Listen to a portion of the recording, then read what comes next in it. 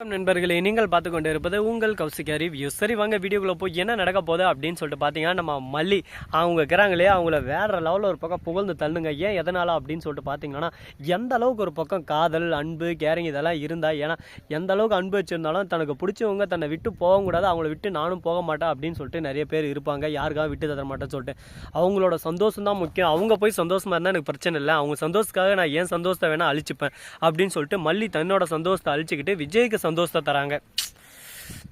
இந்த மாதிரி பொண்ணெல்லாம் கிடைக்கிறதுக்கு நீங்கள் கொடுத்து வச்சுக்கணும் சார் அப்படின்ற மாதிரி தான் ஒரு பக்கம் போயின்னு இருக்குங்க. ஆனால் நம்ம விஜயும் ஒரு பக்கம் அந்த அளவுக்கு காதல் வச்சுன்னு இருக்காரு. ஆனால் அவரை பொறுத்த வரைக்கும் இப்போ நான் தான் மனைவி போயிட்டு திரும்ப வந்துட்டாலே அவளுக்கு நம்ம வாழ்க்கை கொடுக்கணுமே, அவரோட வாழ்க்கையும் ஸ்பாயில் ஆயிருமே அப்படின்னு சொல்லிட்டு ஒரு பக்கம் யோசிக்க ஆரம்பிக்கிறான். மற்றவங்க பேசுவாங்க, இவங்க பேசுவாங்க, அவங்க பேசுவாங்கன்னு சொல்லிட்டு நம்ம விஜய் ஒரு பக்கம் அவரவே அழிச்சிட்டு இருக்காரு. இதெல்லாம் ஒரு முட்டாள்தனம் தான் சொல்லிட்டு நம்ம சத்தியமாக சொல்லலாம். ஆனால் இதெல்லாம் எந்த அளவுக்கு உண்மையாக இருக்கும், எந்த அளவுக்கு இதெல்லாம் நம்ம எதிர்பார்க்கலாம் அப்படின்னு சொல்லிட்டு பார்த்தா, வாழ்க்கைன்னா இந்த மாதிரி நிறைய சில்லற பிரச்சனை வருங்க. எல்லாத்தையும் ஒரு பக்கம் தட்டி தூக்கிட்டு போயிட்டே இருக்கணும். அப்போ தான் நம்ம வாழ்க்கையிலே ஜெயிக்க முடியும். அதை விட்டுட்டு ஐயோ அப்படி ஆயிடுச்சு, ஐயோ இப்படி ஆயிடுச்சு அப்படின்னு சொல்லிட்டு நம்ம எல்லாத்துக்கும் ஒரு பக்கம் வீம்பு பட்டுங்கிறதால ஒன்றுமே நடக்க போகிறதில்ல.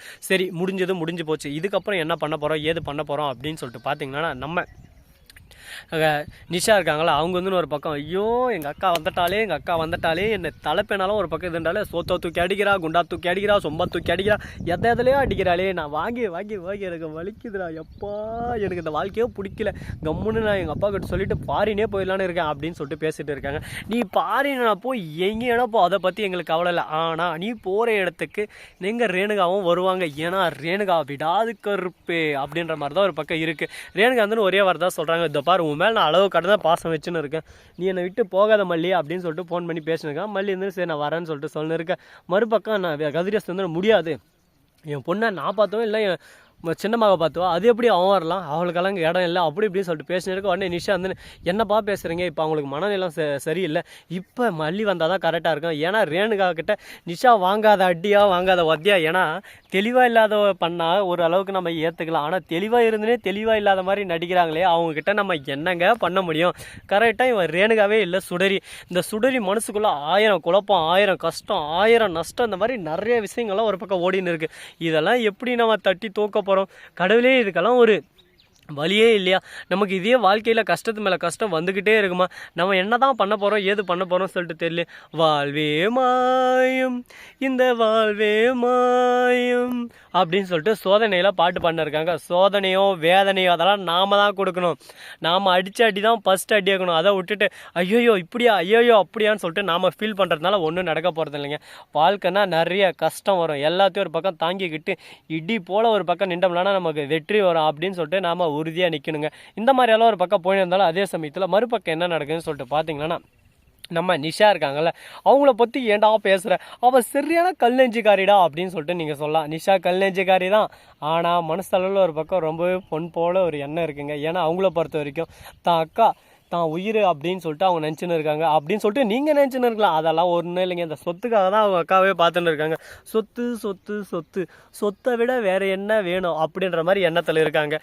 காசு பணம் இன்றைக்கி வரும், நாளைக்கு வரும். ஆனால் இப்போ காசு பணம் தான் முக்கியம்னு சொல்லிட்டு எல்லோரும் ஓடின்னு இருக்காங்க. அந்த சமயத்தில் நமக்கு சொந்தம், பந்தம், காசு, பணம் இது எல்லாமே முக்கியம். அதனால் காசு பணத்தை மட்டும் பார்த்துன்னு ஓடினா வாழ்க்கையில் கண்டிப்பாக சுற்றி நிறைய பேர் இருப்பாங்க. ஐயோ அப்படியே கிச்சன்னு இருப்பாங்க. ஆனால் அது எல்லாமே ஒரு பக்கம் உங்களோட உறவாக இருக்காது, எல்லாமே ஒரு பக்கம் வெளி உறவாக தான் இருக்கும். என்னடா இந்த அளவுக்கு ஒரு பக்கம் தத்துவம் பேசுகிறேன்னு பார்க்குறீங்களா? என்னங்க பண்ணுறது, வாழ்க்கையில் அந்த அளவு ஒரு பக்கம் பட்டு எழுந்திருக்கு. அதனால் கஷ்டத்தை மட்டும்தான் நம்ம பார்த்துருக்கு. அதனால் இதை மட்டும்தான் நம்ம பேச முடியும். சரி, முடிஞ்சதெல்லாம் முடிஞ்சு போச்சு. இதுக்கப்புறம் என்ன பண்ண போகிறோம், ஏது பண்ண போகிறோம் அப்படின்னு சொல்லிட்டு பார்த்தீங்கன்னா, நம்ம மல்லி இருக்காங்களா, அவங்க வீட்டுக்கு வந்து ஒரு பக்கம் கவனிச்சிக்க ஆரம்பிச்சிட்டாங்க. இதோ பாருமா, நீ சாப்பிட்டியா இல்லையா, நீ நல்லா உன்னை நான் பார்த்துறதுக்கு ரெடியாக இருக்கேன். ஆனால் எந்த காரணத்துக்கு கொண்டு நீ வெண்பாவையோ விஜயையோ மறுபக்கம் மல்லியோ கஷ்டப்படுத்தாது, எப்பயும் அவங்க மனசை புண்படுத்துகிற மாதிரி நடந்துக்காது. வாழ்க்கையில் நமக்கு நல்லது நடக்குமான்னு சொல்லிட்டு தெரியாது, ஆனால் நல்லது கண்டிப்பாக நடக்கும். அதுக்கான காலம், நேரம், அவகாசம் எல்லாமே ஒரு பக்கம் தேவைப்படும். அதை பொறுத்து தான் எல்லாமே ஒரு பக்கம் தீர்மானிக்கும் நம்ம வாழ்க்கையில் எப்படி இருப்போம்னு சொல்லிட்டு பார்ப்போம். இன்னும் என்னென்ன பிரச்சனையெல்லாம் வரப்போகுதுன்னு சொல்லிட்டு. சரி, இந்த மாதிரியெல்லாம் ஒரு பக்கம் போயிருந்தாலும் அதே சமயத்தில் மறுபக்கம் என்ன நடக்குது சொல்லிட்டு பார்த்தீங்களா, கரெக்டாக நம்ம கதிரேசன் இருக்காரு. அவர் வந்து மல்லி நீ நல்லவதான் மல்லி, ஆனால் உன்னை இந்த வீட்டை விட்டு அனுப்பணும்னு சொல்லிட்டு எனக்கு என்ன இல்லை, என்னம்மா பண்ணுறது, என் பொண்ணோட வாழ்க்கையை நான் பார்க்கல, பெத்த தகுப்பேன், என் பொண்ணு நல்லா இருக்கான்னு பார்க்கணும்ல, அவள் பல நாள் பல கஷ்டப்பட்டு இப்போ தான் என் குடும்பத்துக்குள்ளே வந்திருக்கா. ஆனால் அவள் எனக்கு ரேணுகா மாதிரியே ஃபீல் ஆகலை, அவள் வேறு யாரோ மாதிரி தான் ஃபீல் ஆகுது.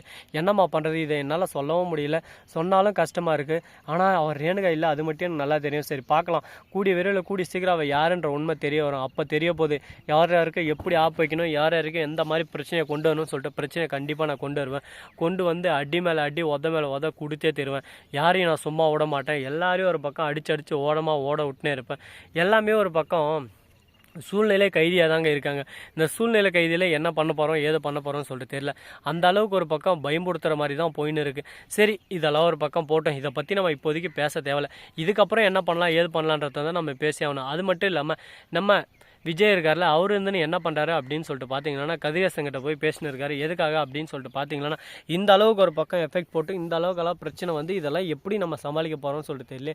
கடவுளே குருநாதா, இதுக்கெல்லாம் ஒரு தீர்வே கிடையாதா? நமக்கு ஒரு பக்கம் ஃபோன் மேலே ஃபோன் அடிச்சுட்டே இருக்காங்க, என்னத்துக்கு அடிக்கிறாங்கன்னு சொல்லிட்டு தெரியல.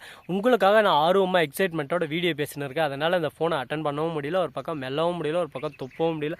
அந்த அளவுக்கு கஷ்டத்து மேலே கஷ்டம் ஒரு பக்கம் வந்துக்கிட்டே இருக்குது. இந்த அளவுக்கு கஷ்டத்தை தாண்டி உங்களுக்கு ஆக வீடியோ பேசுகிறேன்னா எதுக்காக, எல்லாம் நமக்காக, நமக்கா. இந்த வீடியோ உங்களுக்கு பிடிச்சிருந்தா லைக் பண்ணுங்கள், கமெண்ட் பண்ணுங்கள், ஷேர் பண்ணுங்கள், டிண்டிங் பெல்லை தட்டி விட்டு போங்க. அப்போ தான் நான் போகிற அடுத்தடுத்த வீடியோ உடனுக்குடன் வரும். மிக்க நன்றி, தேங்க்ஸ் ஃபார் வாட்சிங். டாடா, see you, நன்றி, வணக்கம், வந்தனம், வருக தருக.